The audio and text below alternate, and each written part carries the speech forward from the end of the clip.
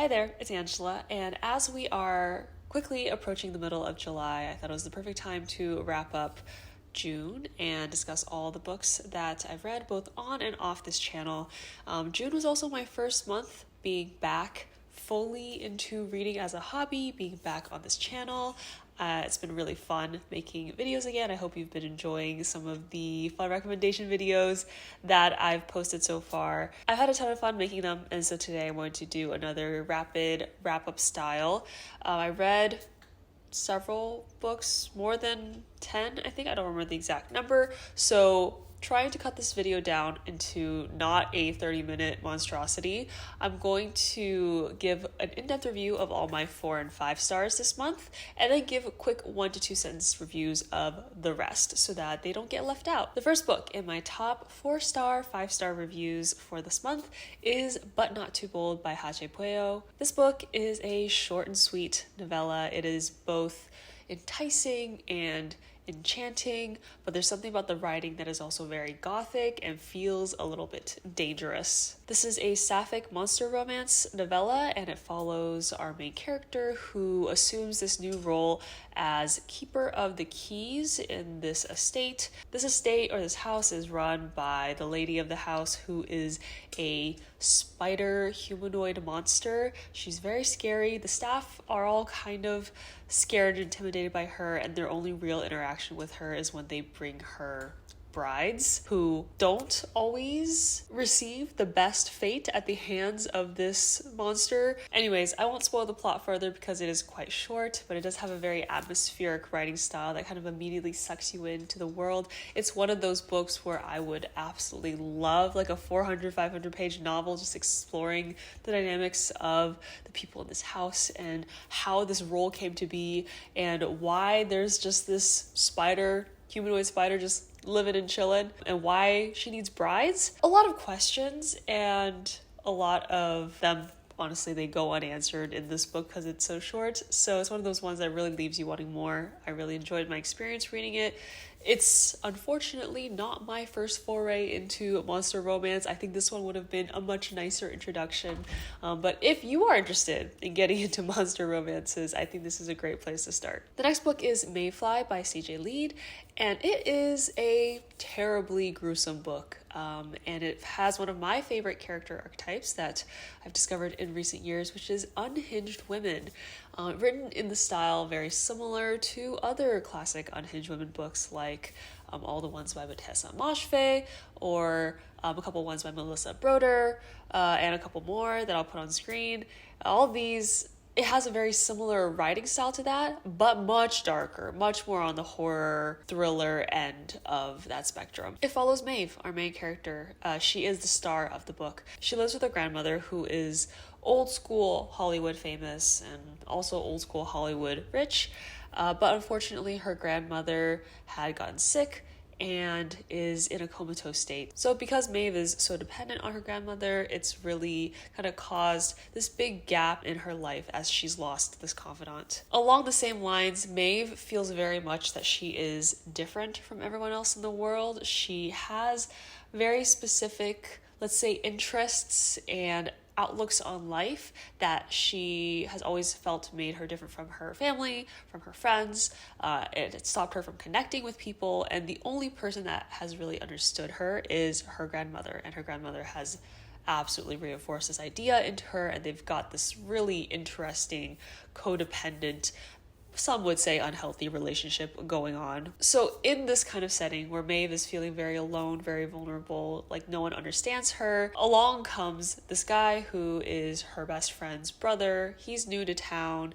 He seems like this all-American hockey player, and somehow, even though she least expects it, they have this bond and this understanding, and it almost seems like he can see through her like no one else can. I know that this sounds like the setup for a rom-com, and I'm trying not to set it up like a rom-com because it's absolutely the furthest you could get from a rom-com. It is not a rom-com. Can I say it's not a rom-com again? It's quite dark, it's quite gruesome, it's really sad and depressing too. We're exploring the world from the point of view of somebody who is deeply lonely and just misunderstood and doesn't understand how to interact with the world in a quote-unquote normal way. And what can I say? I loved the book. What can I say? Maybe I'm messed up. I really love this book. I've loved most books I've read about unhinged women. I don't know why. This book, I think, takes that risk of going into that darker, more unhinged place that a lot of the other literary fiction don't, and I don't think should take. But because this book is situated in the horror genre, I think that we have this freedom to explore more of those themes, both physically and kind of like the mental horror themes. I really liked Mayfly. It was not at all what I expected. Love Mayfly. Please check the trigger warnings. This book is kind of, can I say again, gruesome? Very gruesome. Please check the trigger warnings. Our next book, Very Cold People by Sarah Manguso. This is a book where I think the setting is almost as important of... Sorry, I just saw the glare.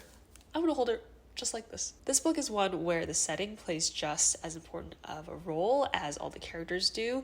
It is situated in a place called Waitsfield, Massachusetts, so in New England. It is very cold, not both the setting and the people. It's kind of has a very dreary, bland, dark, snowy day kind of vibe. And we're also mainly concerned with this distinction between this prestige that comes with being from one of the oldest first families in the areas. I believe they're called the Boston Brahmins, versus coming from an immigrant family. And if you could guess it, our main character's family is both new to town and also coming from an immigrant family. Her family is Jewish, and a lot of the, I guess, pariah families in the neighborhood are Italian and Jewish immigrants. And what the story is more little stories throughout this main character's childhood as she goes through high school. And the story really luxuriates in those little moments throughout a person's life that are indescribable when you look back on it, but so deeply shape your experience and your outlook as a person. And I would also say that synopsis for this book makes the plot seem really, really like dark and sinister, and like it's working towards this big conspiracy theory. And I think that's a little misleading.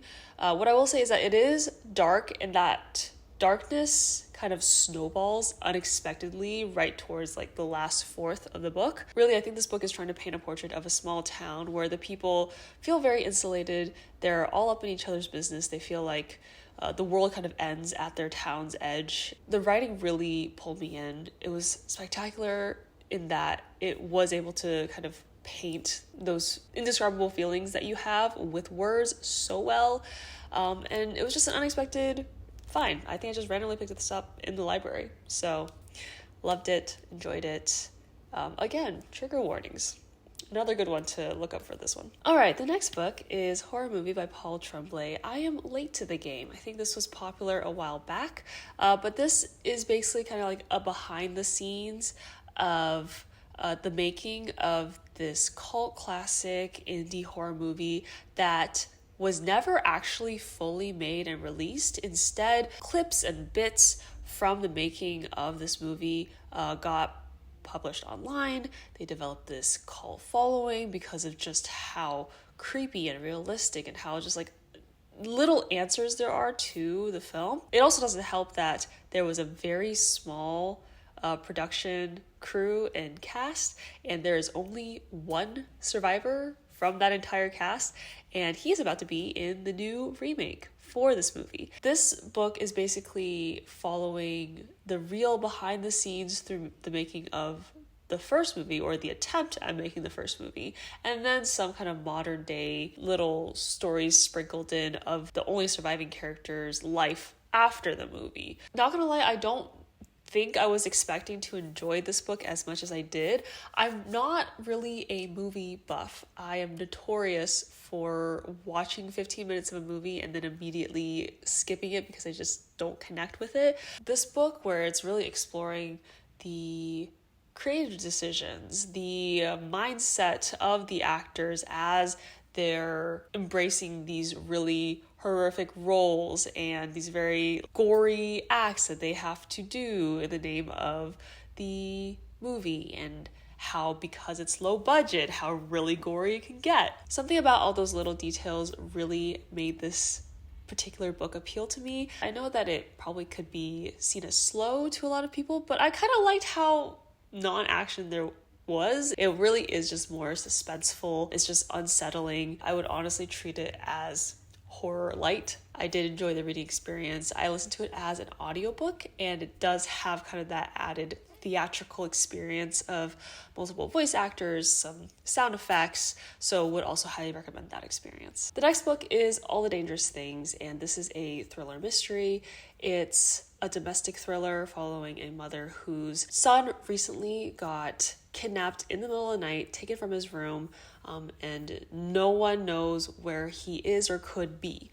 The police have tried to track it down for a whole year. The parents have tried and failed, and nothing has seemed to work. So the mother is desperate. She has reached the point of basically appealing to the fans of true crime. She's going to these true crime conventions, just trying to keep the story of her son in the public interest.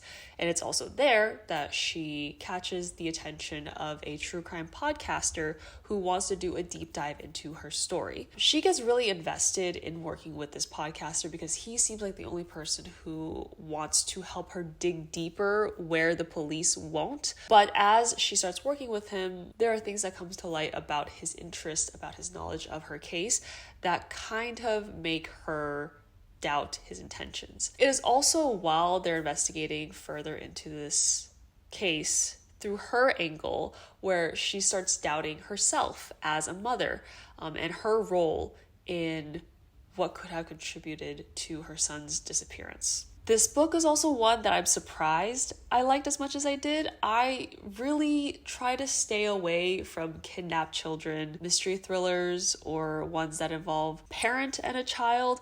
I don't know why I don't like them. I think there's something really deeply frightening about having a child go missing. I think what differed for me about this book and why I stuck through with it was because that it wasn't just I guess simple is the wrong word to use, but it wasn't just a book about her son disappearing in the present. We also get flashbacks to her childhood and the events from her past with her family that have kind of built up this doubt that she has in her own narrative and in her own confidence in her abilities as a mother.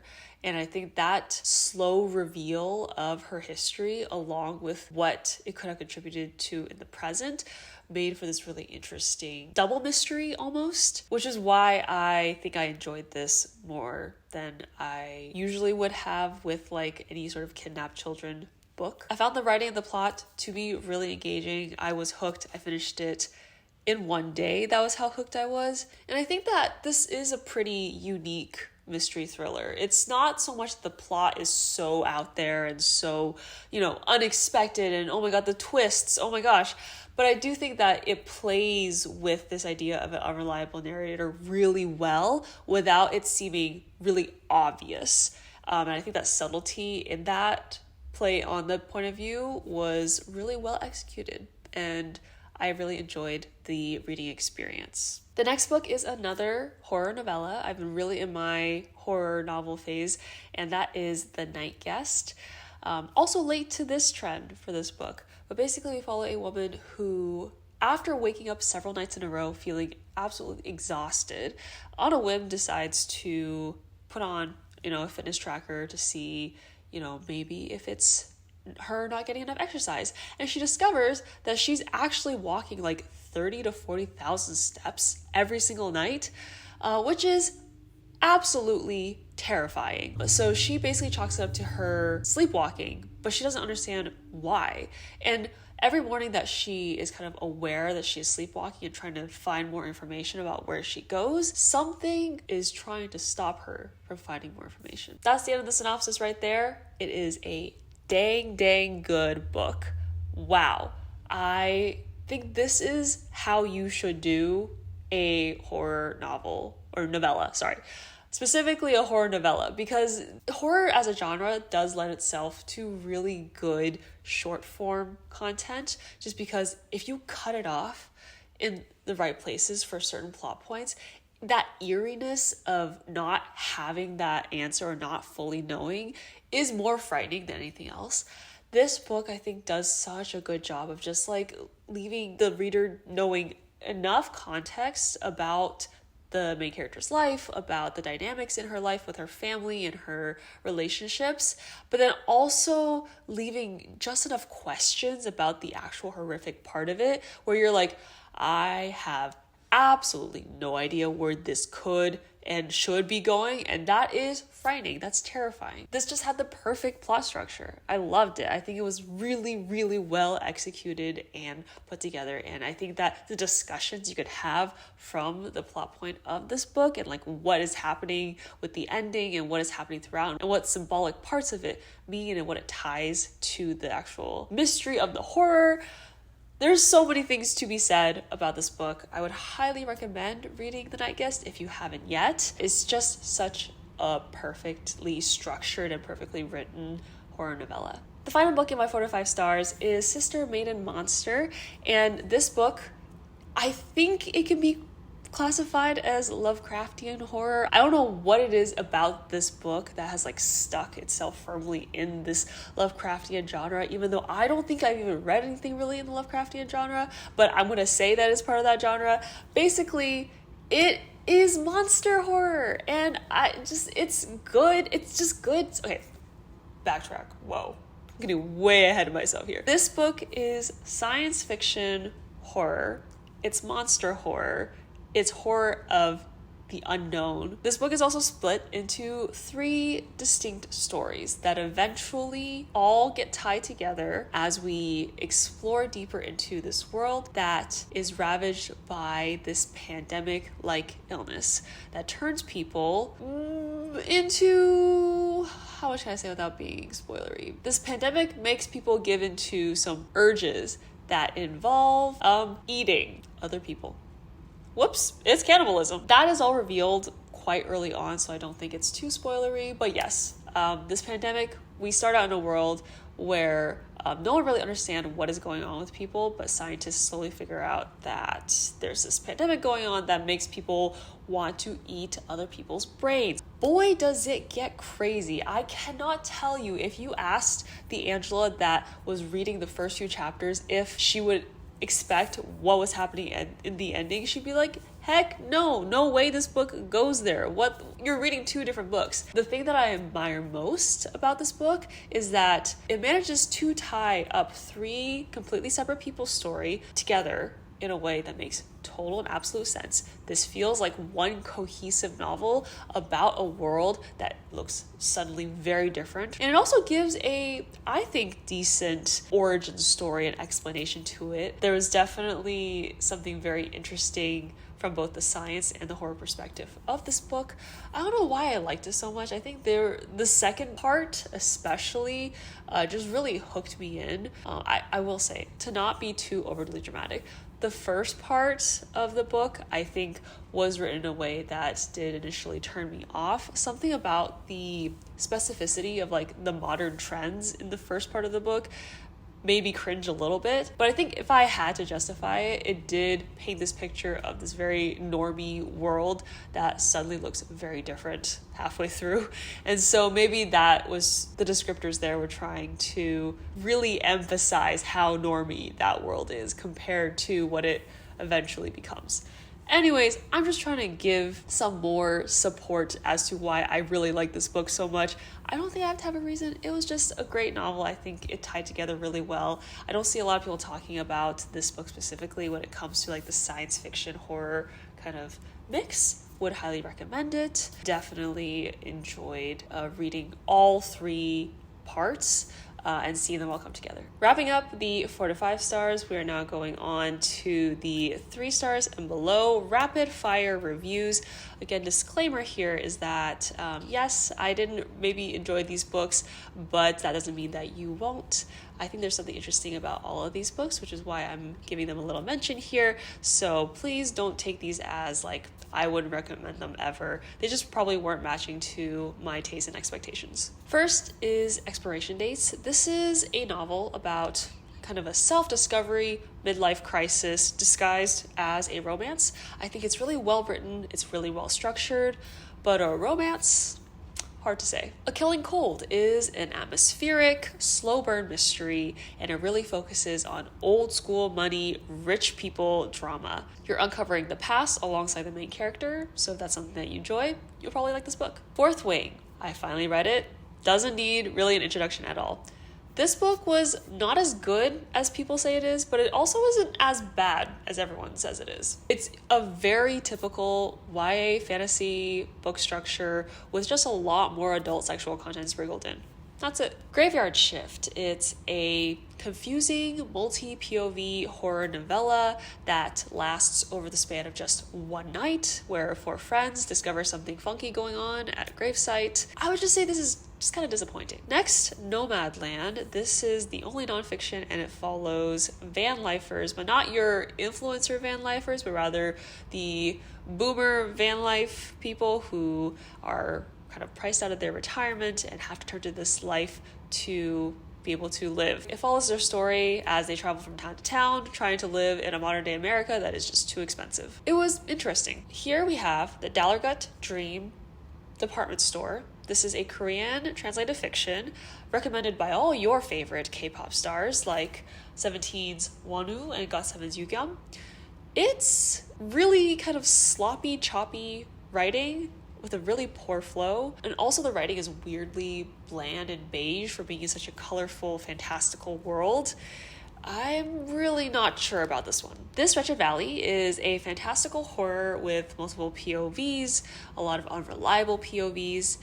The horror aspect is a bit overstated in my opinion, and I think that it doesn't leave enough room for the readers to fill in the gaps with their own imagination. The Most somehow stretches a single day at the pool into this multi-year retrospective into a classic all-American couples relationship. It's just not what I expected, and if you're planning on reading this, don't let the synopsis fool you. At night, I become loathsome. This might be an unpopular opinion, but I think that this book approached the sadness and the darkness that comes with loss and loneliness with a really dark edge that didn't feel sincere. It felt really disingenuous, actually. And finally, we have Fang Fiction. This manages to be the most vampire book I have ever read. In fact, if you replace all mentions of vampire with fae, I think it would actually make more sense. Those are all the books I read in June. Overall, a really great reading month with a lot of different genre, a great spread. Let me know if you enjoy this type of wrap-up, this kind of rapid-fire review of books. And also if you like this kind of Rambler style video. If you want to find me on other places on the internet, I have my Goodreads and Instagram linked in the description. Thank you for watching. I hope you have a wonderful day, and I'll see y'all later. Bye!